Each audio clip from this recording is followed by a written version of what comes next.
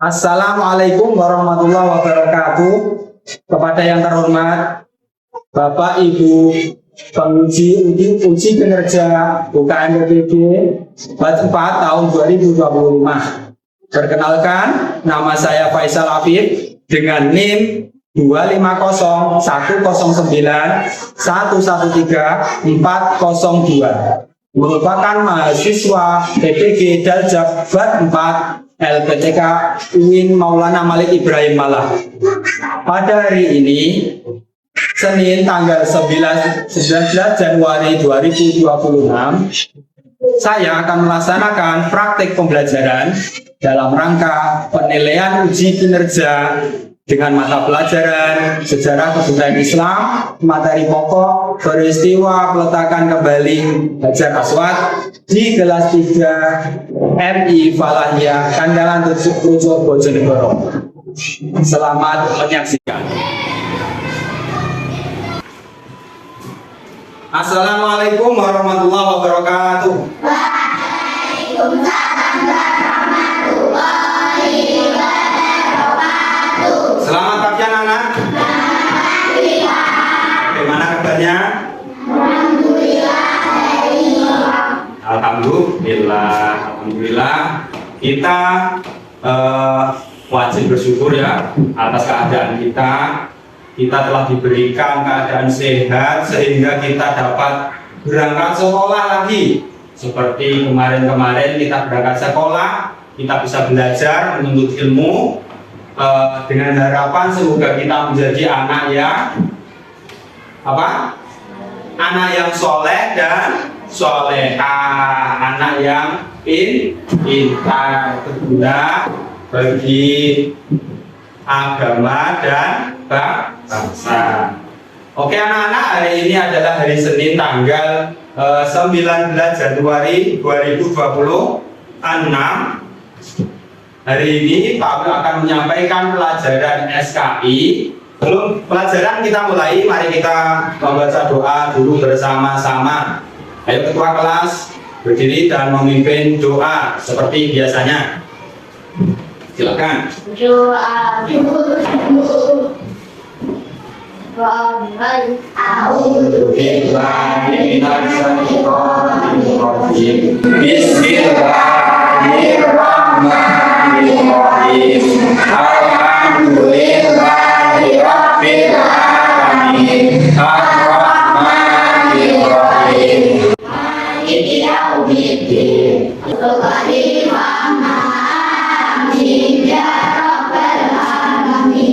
Kami akan mengabsen dulu absen kehadiran anak-anak kelas 3. Hari ini ada yang nggak masuk? Semua ya. Aditya Revia Mizan, Adi Farsila Sabina Wakto, Afif Ahwal Said, Vanessa Kumairo. Oke, terima kasih. Sebelum kita mulai pelajaran pada hari ini, Pak Afif ingin tahu pelajaran yang kemarin, apakah anak-anak ini masih ingat atau sudah lupa? Masih. Itu peristiwa tentang pernikahan.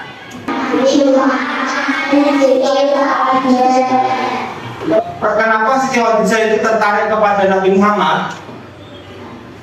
Karena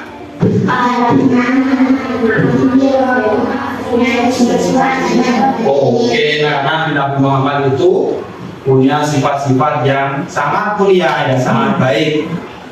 Beliau mempunyai sifat jujur dalam berdagang, apalagi adil, dan tidak pernah berbohong. Terus Nabi Muhammad itu sampai-sampai dijuluki apa? Al-Amin. Betul sekali. Artinya apa Al-Amin? Orang yang dapat dipercaya. Anak-anak, mari kita melakukan screening dulu agar pikiran kita tidak tegang ya. Aku ingin mengajak anak-anak melakukan tepuk fokus. Ayo, tepuk 1, tepuk 2, tepuk 3, tepuk 4, tepuk 5, Oke. Ada ini masih semangat ya? Semangat untuk menerima ilmu yang akan Pak Guru sampaikan nanti. Nanti akan ada hal yang menarik sekali. Pak Guru akan menyampaikan langkah-langkah yang akan kita lakukan dalam pelajaran hari ini ya. Pada pertama nanti Pak Guru akan menyampaikan materi tentang peristiwa peletakan kembali Hajar Aswad dengan materi berupa tampilan di layar. Nanti kalian bisa melihat sambil mengamati dan memahami apa yang akan disampaikan Pak Afif nanti, menerangkan apa yang ada di layar. Setelah itu, setelah materi selesai, Pak Afif akan menayangkan sebuah video cerita Nabi Muhammad dalam peristiwa peletakan Hajar Aswad ya. Bagaimana caranya Nabi itu meletakkan Hajar Aswad, bagaimana caranya Nabi mengatasi masalah yang terjadi, seperti itu ya. Terus terakhir Pak Afif nanti akan melakukan penilaian apakah kalian itu sudah paham materi atau belum, apakah sudah memahami materi atau belum. Jadi nanti di akhir akan jawab penilaian. Dan sebelum penilaian itu adalah berupa memainkan peran atau yang namanya itu drama, memerankan tentang peristiwa peletakan Hajar Aswad itu. Oke? Siap? Mari kita mulai materi pembelajaran sejarah kebudayaan Islam kelas 3 semester 6. Pokok materi peristiwa peletakan kembali Hajar Aswad. Sebelum materi alangkah kita mengetahui bagaimana itu Ka'bah yang ada di Mekah itu pada zaman dahulu, zaman ketika sebelum Islam, zaman ketika Nabi Muhammad sebelum diangkat menjadi Nabi. Ini adalah bentuk Ka'bah. Silakan diamati anak-anak sekalian. Ini adalah bangunan Ka'bah. Dan di sini ada apa ini? Banyak sekali patung-patung berhala yang dijadikan sembahan oleh orang-orang Quraisy zaman dahulu. Jadi ini adalah keadaan Ka'bah pada Nabi Muhammad sebelum diangkat menjadi Nabi. Ka'bah dimiliki oleh berhala yang dipuja oleh orang-orang Arab pada zaman Nabi Muhammad. Dan sebelumnya itu Ka'bah itu seperti ini. Jadi di sampingnya itu ada pasar, keramaian. Banyak sekali orang-orang yang melakukan aktivitas di samping Ka'bah. Setelah itu inilah bentuk Ka'bah yang sudah dibangun. Di sini tertera tanggal 1963 Masehi. Setelah dibangun oleh kerajaan Arab ya. Bentuknya. Jadi di sekitar Ka'bah itu bukan lagi pasar tapi sudah berupa Masjidil Haram. Karena Ka'bah itu berada di Masjidil Haram, jadi Masjidil Haramnya diperluas, sekitarnya itu menjadi luas menjadi bangunan masjid. Pada pembahasan kita hari ini adalah tentang Hajar Aswad. Jadi itulah tempat aslinya Hajar replika. Nah, sudah miniatur Ka'bah, tiruan Ka'bah. Jadi kalian bisa membayangkan bahwa Ka'bah itu bentuknya seperti ini kotak ya. Di dalamnya, di sini ada pintunya. Di dalamnya itu adalah sebuah ruangan ya.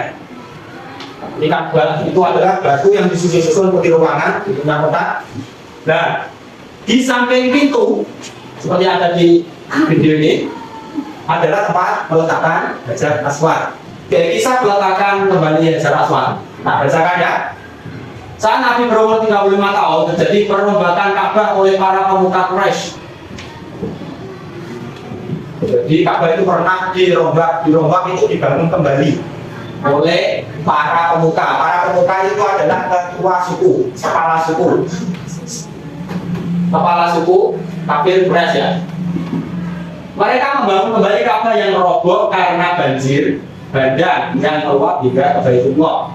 Jadi dulu itu pernah terjadi banjir bandang sehingga menyebabkan Ka'bah itu rusak dan Hajar Aswadnya itu terpisah dari bangunan Ka'bah.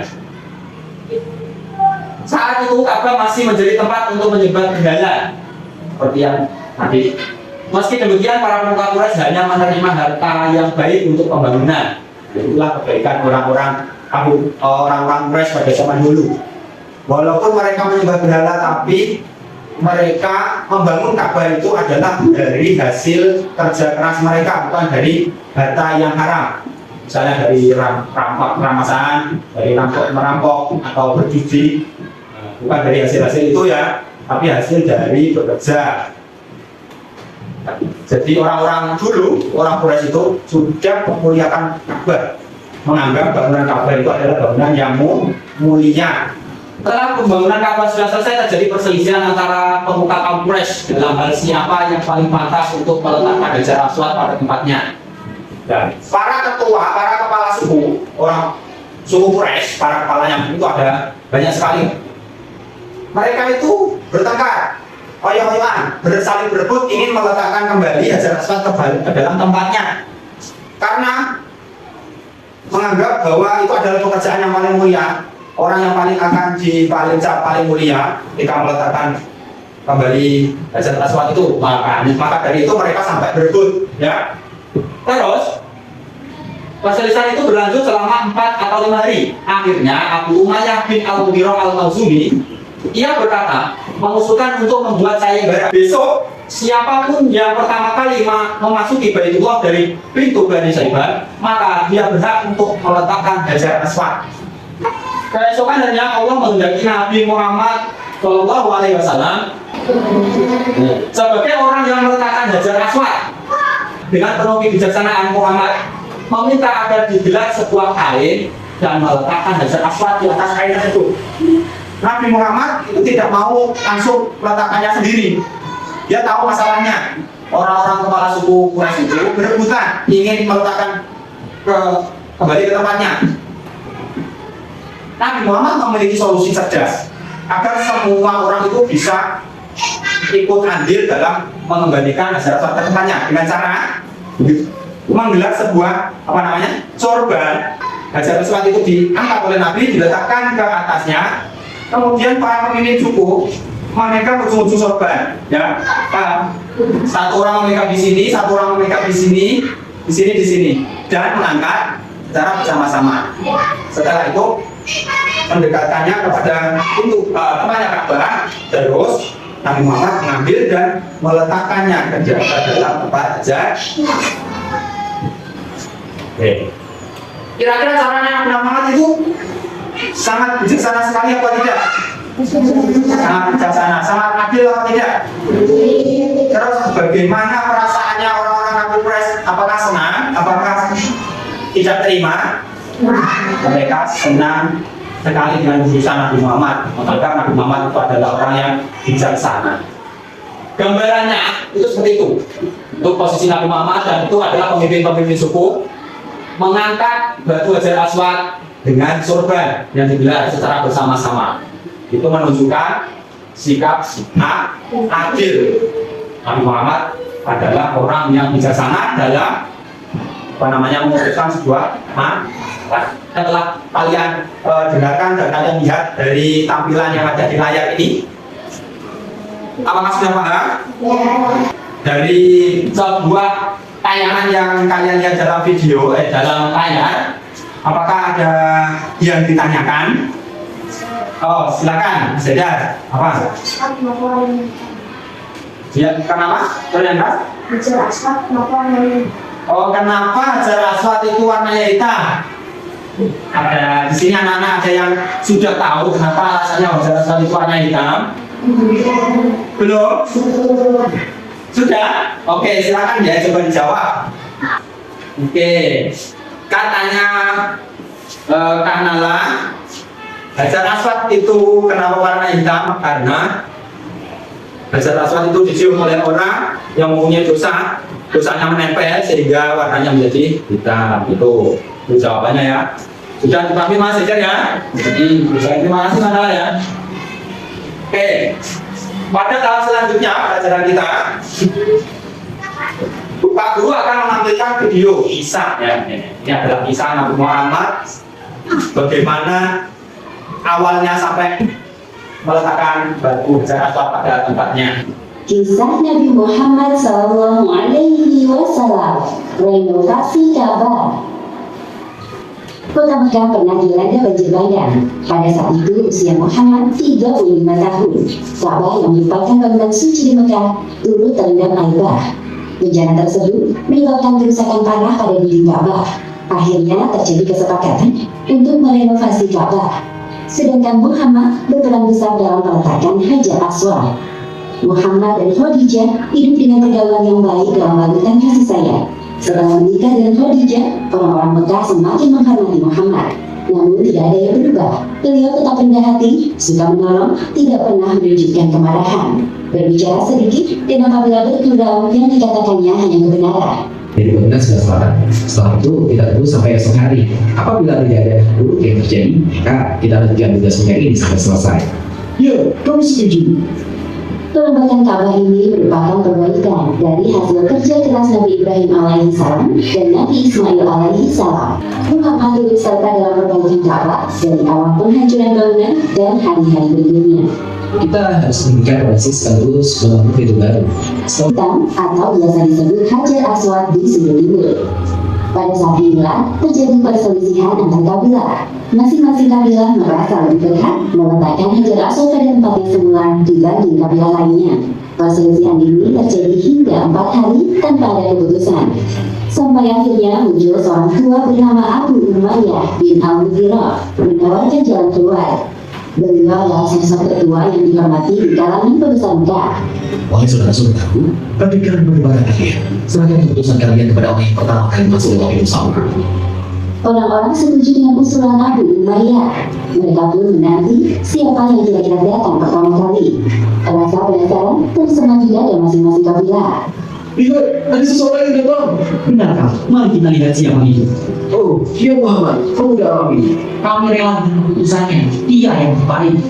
Orang-orang Quraisy bersuara lega, sekaligus gembira melihat kedatangan Muhammad. Sedangkan Muhammad bingung dengan penyambutan yang dilakukan oleh para kabilah. Apa yang terjadi sebenarnya? Mereka lalu menceritakan tentang permasalahan yang terjadi. Sebelum membuat keputusan, Muhammad berdoa dalam hati agar tidak salah langkah. Beliau juga tidak menginginkan pertikaian ini berlarut-larut terjadi. Tolong, ambilkan aku sebagai kain. Baik, tunggu sebentar. Orang-orang penasaran dengan apa yang akan diperbuat Muhammad. Setelah kain dalam genggaman, beliau menghamparkannya ke tanah. Kemudian beliau meletakkan Hajar Aswad di tengah-tengah kain.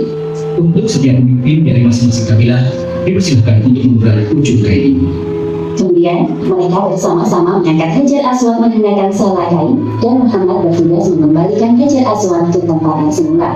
Akhirnya beliau berhasil menghentikan pertikaian tentang peletakan Hajar Aswad. Semua kabilah merasa puas dengan keputusan Muhammad yang cerdas dan bijaksana. Demikianlah akhir kisah renovasi Ka'bah pada zaman sebelum Muhammad dianggap menjadi nabi. Bagaimana ceritanya? Menarik? Menarik apa tidak? Bagaimana pelajaran yang dijelaskan melalui dari tampilan-tampilan seperti ini? Bagaimana tanggapan anak-anak? Kesannya bagaimana ini?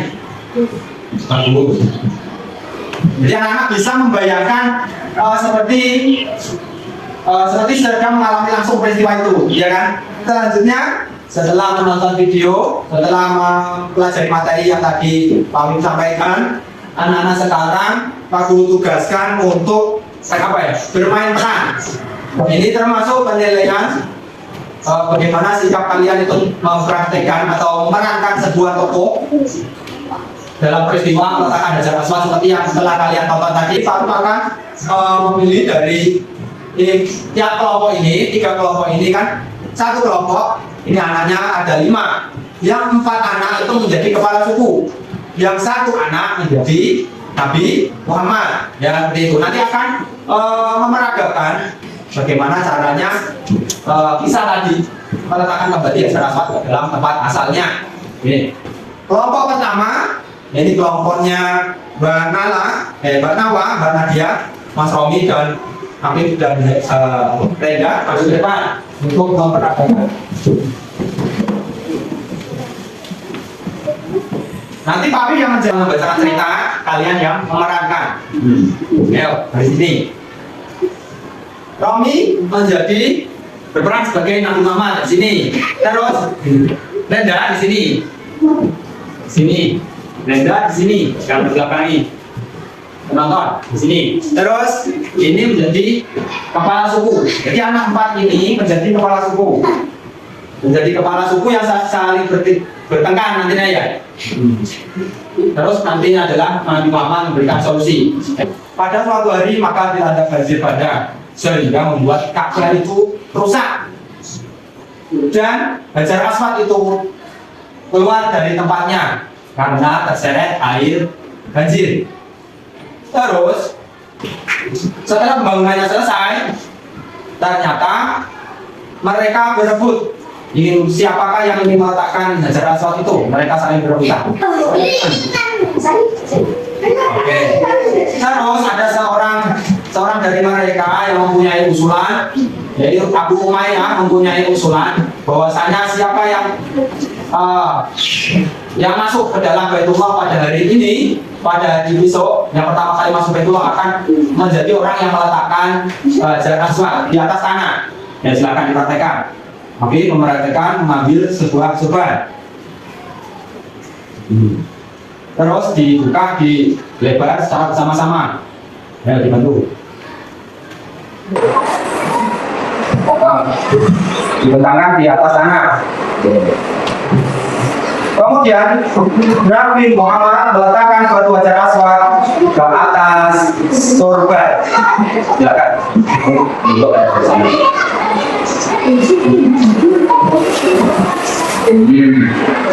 Kemudian Nabi Muhammad meminta para kepala suku untuk memegang ujung dari sorban tersebut masing-masing. Ya.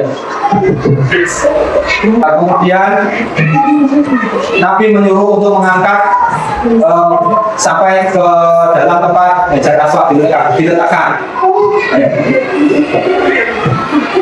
Setelah sampai di depan Ka'bah, kemudian diletakkan ke atas tanah lagi. Nabi Muhammad adalah orang yang meletakkannya ke dalam tempatnya semula. Silakan Nabi. Mengambil dan meletakkannya lagi ke tempat semula. Akhirnya orang-orang pun sangat senang sekali melihat apa yang telah dilakukan oleh Nabi Muhammad. Ya. Sangat sekali. Ya, boleh balik ke tempat duduknya. Nanti setelah ini kelompok 2 harus lebih itu ya, karena telah melihat tadi yang kelompok pertama, jadi harus lebih bagus lagi caranya. Oke, sekarang kelompok 2 masuk ke depan. Kita taruh di sini.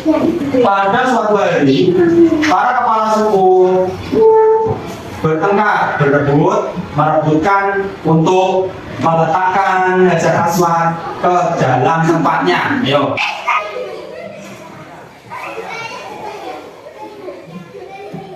Terus akhirnya masalah tidak kunjung selesai. Akhirnya diputuskan ada seorang dari mereka yang bernama Abu Umayyah mengusulkan bahwasanya besok siapa yang masuk ke dalam Baitullah pertama kali dialah yang berhak meletakkan Hajar Aswad ke tempatnya. Keesokan harinya ada seseorang yang datang masuk ke dalam pintu Baitullah dan ternyata itu adalah Nabi Muhammad. Atas izin Allah, Nabi Muhammad adalah orang yang berhak meletakkan Hajar Aswad ke dalam tempatnya. Terus apa yang akan dilakukan Nabi Muhammad? Apakah meletakkan sendiri? Tidak.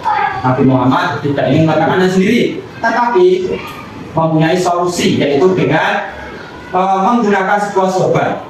Nabi Muhammad meminta sorban kepada baru diambil. Maka diperintahkan. Boleh. Terus Nabi Muhammad mengambil Hajar Aswad dan meletakkannya di atas sorban. Kemudian Nabi Muhammad memerintahkan untuk kepala suku memegang ujung dari sorbannya masing-masing. Terus diperintahkan untuk membawa ke Ka'bah.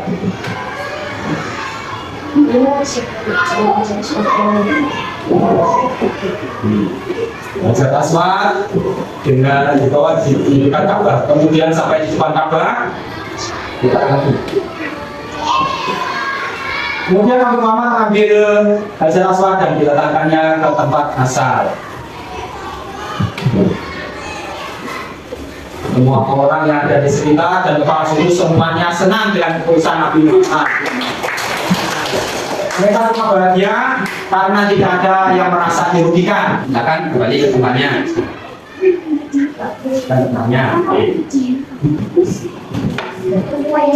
Oke. Anak-anak, kita kalian perhatikan tadi ya.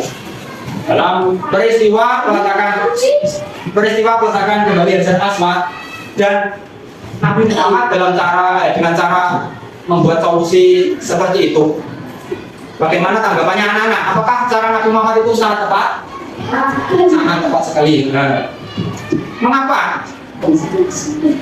Karena Mas Ega sangat bijaksana dalam apa? Menyelesaikan masalah. Oke, jadi apa yang dirasakan para pemimpin suku setelah kejadian itu? Apa?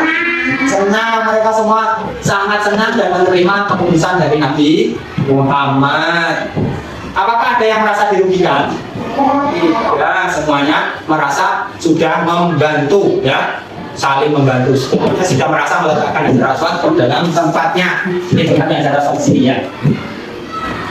Anak-anak, terima kasih telah mengikuti pelajaran hari ini dengan baik. Semoga pelajaran ini membawa manfaat bagi kita semua, terutama bagi anak-anak semuanya dalam kehidupan sehari-hari, ya.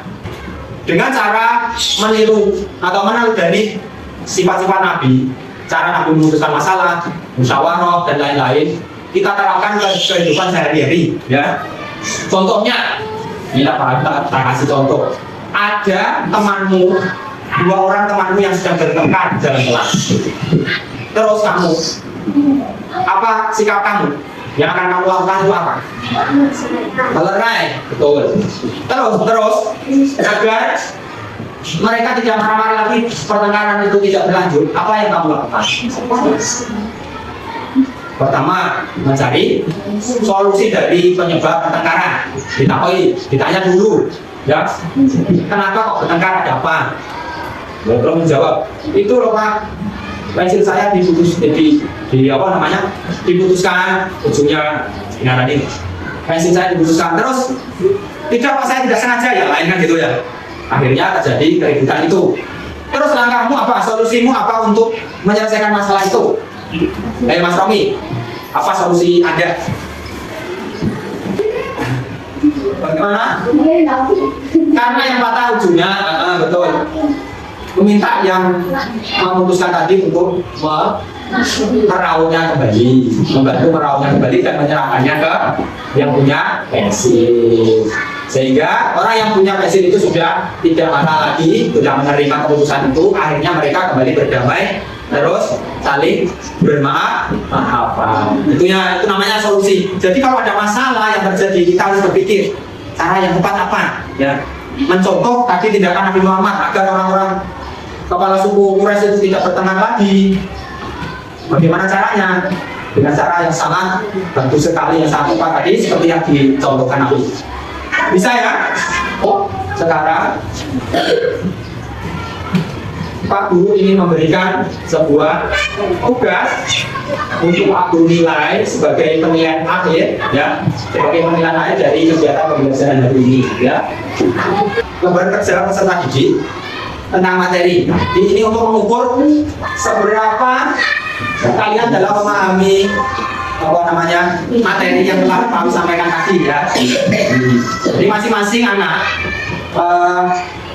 diberikan satu soal untuk dijawab dengan individu, secara sendiri-sendiri, ya, bukan secara kelompok. Jadi itu tugas individu. Kalau tugas kelompoknya kan sudah tadi memainkan peran. Sekarang tugas individu. Silakan. Oke. Silakan dikerjakan, dikasih nama, dikerjakan sesuai dengan pemahaman kalian dari materi yang telah kamu ajarkan tadi. Waktu mengerjakan 10 menit dimulai dari sekarang.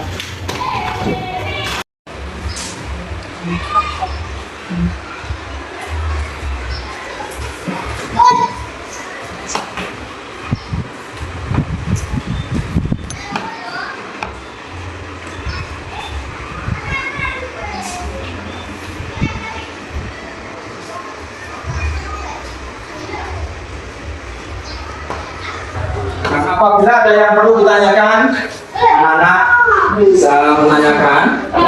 Ini bisa Pak Guru bisa membantunya. Anak-anak sudah selesai? Sekali. Sudah bisa mengisi semua? Ada pertanyaan yang sulit? Ya, kalau mau dari tadi menyimak pelajaran dengan baik dan mendengarkan keterangan dari Pak Guru, pastinya kalian sudah bisa menjawab soal-soal itu dengan sangat mudah sekali. Oke ya. Kalau sudah selesai nih, Pak Arif akan mengumpulkannya untuk dinilai nanti. Oke. Pelajaran hari ini tak lupa yang dapat diambil adalah kita perlu mencontoh sikap Nabi Muhammad yang apa tadi? Hadir dan bijaksana dalam menyelesaikan masalah. Seperti contoh, apa namanya? Ketika ada teman kita yang bertengkar, bagaimana sikap kita? Dengan cara melerai dan menyelesaikannya dengan baik dan bijaksana. Ya, bisa dipahami ya? Semoga dapat kita dapat memahami pelajaran hari ini dan mengambil pelajarannya serta menerapkannya dalam kehidupan sehari-hari. Terima kasih. Akhir kata, wassalamualaikum warahmatullahi wabarakatuh. Waalaikumsalam warahmatullahi wabarakatuh. Sampai jumpa pada pelajaran selanjutnya. Silakan.